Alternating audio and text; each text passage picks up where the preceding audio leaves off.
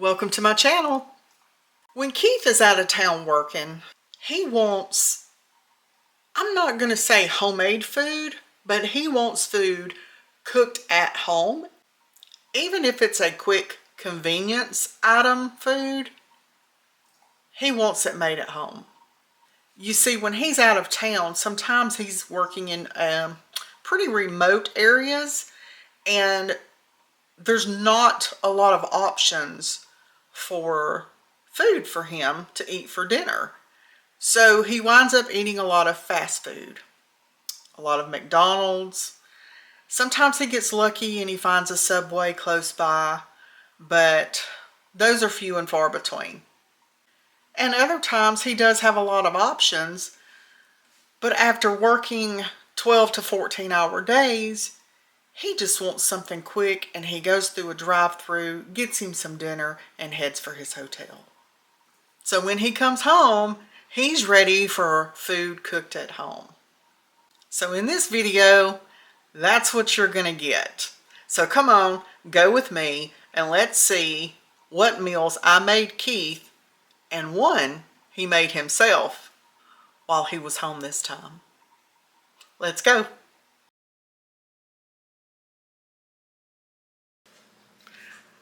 Our first meal of Keith being home, he has requested biscuits and gravy for breakfast. So we're just going to make it quick and easy. I'm going to pop some of these in the oven. Got them on the pan. Now to pop them in the oven. While my biscuits are cooking, we're going to get our gravy going. I'm just going to be using this pepper gravy mix. I keep this in the pantry at all times.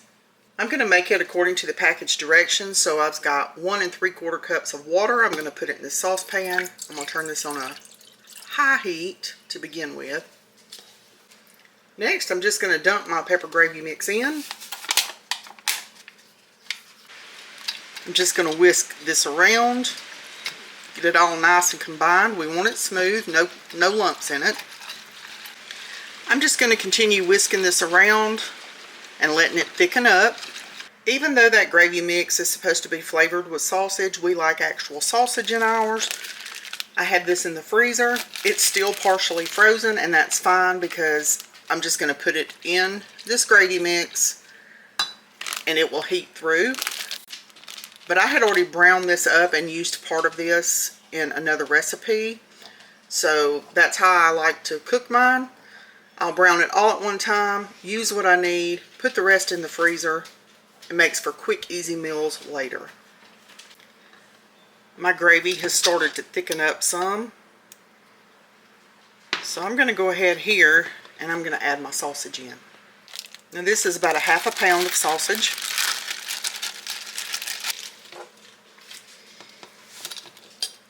I'm just going to get that mixed into the gravy, and we're going to let it heat through. We're just waiting on the biscuits. Now if your gravy starts to get a little too thick, you can either add in some water, or you can even add in some milk if you want to. Okay, my biscuits are out of the oven, all nice and brown. Let's get this put together. Alright, let's get him some gravy on here.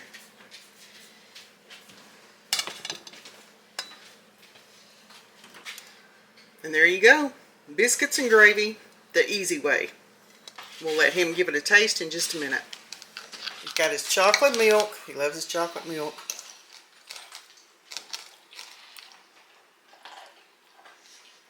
I've been waiting 2 weeks for this. Is it good even though it's I guarantee quick it. and convenient, not homemade? The best part, it fills up the hole. And that's right. There you have it. That's what he wanted. That's what he got. Biscuits and gravy, the easy way. For dinner tonight, Keith wants homemade beanie weenies. That is perfectly fine with me. He will probably be the one that actually cooks them. So I've taken a package of ballpark franks out of the freezer. I purchased mine at Sam's in the big 24 count package, and I bring it home and I divide it up with 6 of the franks in each package. This is how I package them. I use my food sealer and package them like this and stick them in the freezer so that when we want some, we can take it out, yet we're not wasting some of them. So he'll make beanie weenies out of some of his, and I will probably just eat the weenies with a side salad. Is probably just how I'll do mine. So we'll get to that later. I'm going to put these in the fridge to thaw. And here we have his good old pork and beans. This is the brand that he prefers, so I try to keep them on the shelf in the pantry for him, just in case he gets a hankering for some homemade beanie weenies. Now I've just got 2 of the ballpark franks, and I'm going to pop mine in the oven on about 400 degrees just to get mine cooked up. I don't like to boil mine, and it's raining outside, so I'm not going to grill them, and I don't want to pull the inside grill out, so not just for these 2. So in the oven they go. Now Keith's got his pot back here on the stove. He's got his ballparks right here. He's got him a pepper and onion blend, and he's cutting some extra onion over there. And he's got his pork and beans. He's cooking his own dinner tonight. He's got his peppers and onions in his pot. And go the ballparks.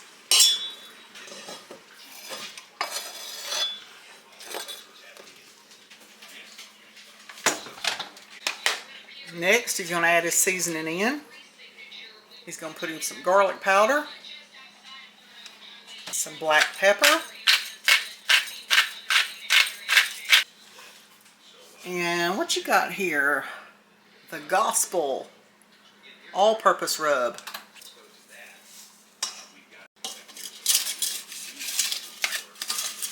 Mixy, mixy, mixy.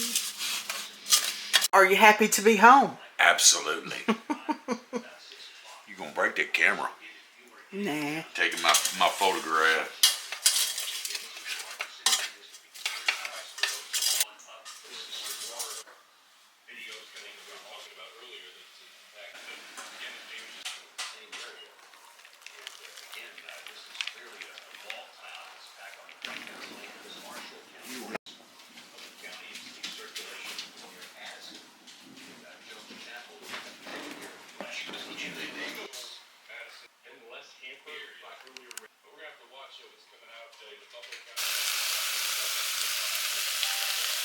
Looking good. In go his beans.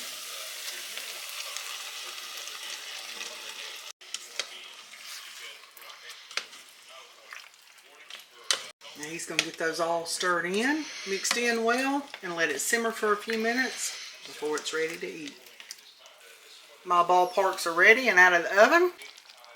And here is Keith's homemade beanie weenies.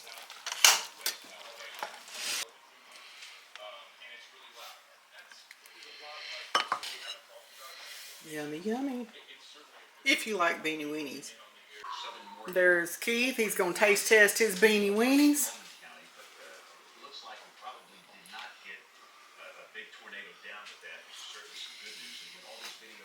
A thumbs up. He likes to eat his beanie weenies with Ritz crackers and a Mountain Dew. Enjoy your dinner. Poor man delicacy. For our quick dinner tonight, we're going to throw some of this Tyson sweet teriyaki chicken fillets in the oven. With our chicken, we're just going to open a can of black-eyed peas, get them put on the stove, let them heat through. And we're going to take some of these Baby Dutch yellow potatoes, and we're going to make some homemade stewed potatoes. I'm going to put my peas in a pot. I am going to add some black pepper in, but that's all I'm going to add. These are already seasoned. They just don't have enough pepper for us. I've got my chicken on a cookie sheet that is sprayed with nonstick cooking spray. We're going to pop it in a 375-degree oven for around 25 minutes. Okay, I've got my peas started. My chicken is in the oven. We're going to get to these potatoes. I've just got a bunch of these little bitty potatoes like this, and I'm going to take them and I'm going to cut these real tiny ones. I'm just going to cut them in half. I'll put them in a pot. The other ones may get cut into thirds or quarters.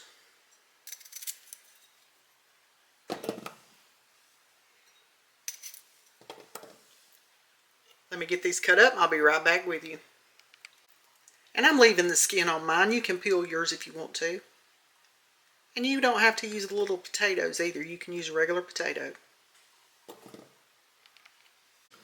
Now I've covered my potatoes with water. You just want enough water to cover them, and then 1 to 2 inches above. I'm going to put these on the stove, turn them on high. I need these to come to a boil. These are boiling. These aren't boiling yet, but they're getting started. Now you just want to cook these until they're fork tender. You don't want them falling apart. The potatoes are finally boiling.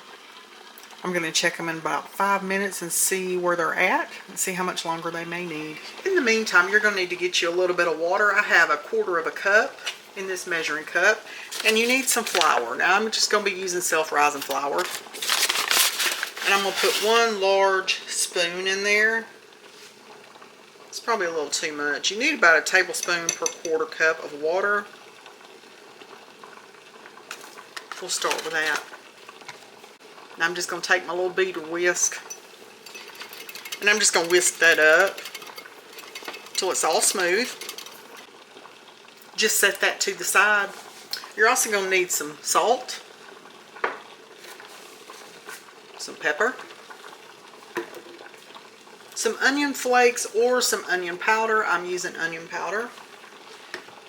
And you're going to need either butter or bacon grease. I'm going with butter, but I'm actually having to use this because I forgot to set my butter out. It's in the freezer, and I didn't realize that I was out in the refrigerator, so this is what I'm using tonight. And you're also going to need some milk. My potatoes are fork tender, so let's move to the next step. You want to turn your potatoes to a low heat. You want to take your water and flour mixture. Carefully pour that into your potatoes.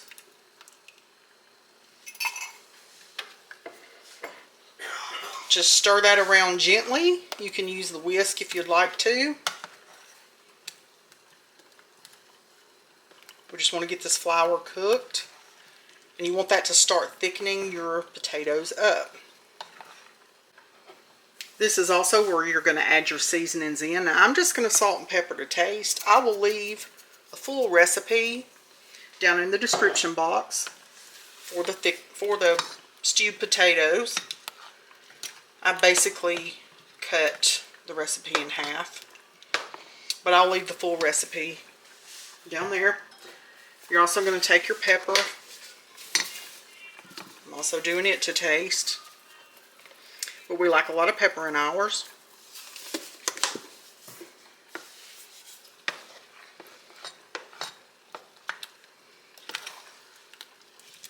You can see how that liquid is getting thicker. Now I'm going to add my onion powder in.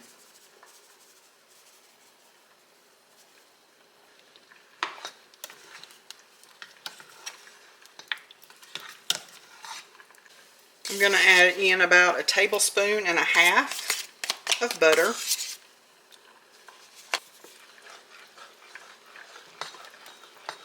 Like I said, you can use bacon grease instead.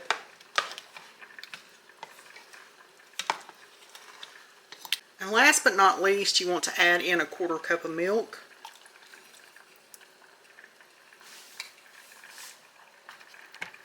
Get all that stirred up really well. Now, if you need it thicker, you can add more flour, or if you need it thinner, you can add more milk or water. I'm just going to let these simmer for a few minutes, cook on a low heat, let them thicken up just a little bit more.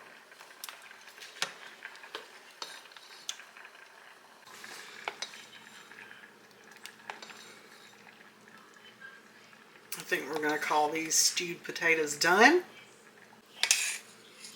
Our black-eyed peas are ready. And our chicken has just come out of the oven. Let's get it plated up.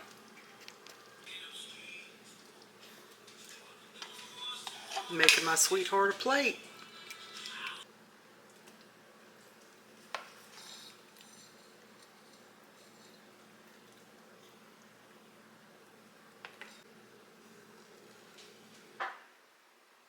He's a little impatient waiting on me. Okay, you can go ahead and taste test now. What you gonna try first? Tater. Hot. Good. Black eyed peas.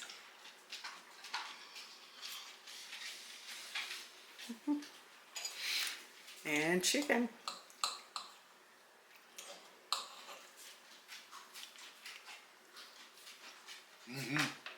All of it's good. Alright, I'm gonna leave you alone and let you eat. Thank you. Well, I'd say he enjoyed it. It's gone. And there you have it. Nothing beats good home cooked food when you've been out of town working for 2 weeks. It doesn't matter that it's not necessarily homemade from scratch and that convenience items are used. That's not important to him.